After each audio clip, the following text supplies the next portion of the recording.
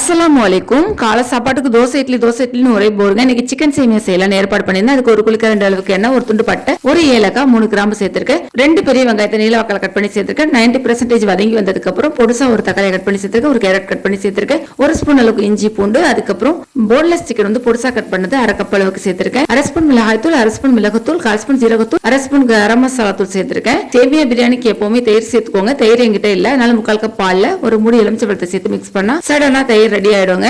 மல்லி புதினா 1/4 கை அளவுக்கு சேர்த்திருக்கேன். இப்போ இந்த ஸ்டேஜ்ல குளிக்க 2 அளவுக்கு என்ன சேர்த்தோம் அப்படின்னா சடனா எண்ணெய் பிரிஞ்சு வந்துடும். என்னுடைய ஃபேவரட் எப்பவுமே சேவரட் வறுமை சொல்லிதாங்க. இந்த சேமியா டேஸ்ட் வேற லெவல்ல இருக்குங்க. 1 கப் சேமியானுக்கு 1/2 கப் அளவுக்கு தண்ணி சேர்க்கணும். இந்த ஸ்டேஜ்ல பாதி எலுமிச்சம்பழத்தினுடைய சாரும் 1 ஸ்பூன் அளவுக்கு மிளகுத்தூளும் சேர்த்திருக்கேன்.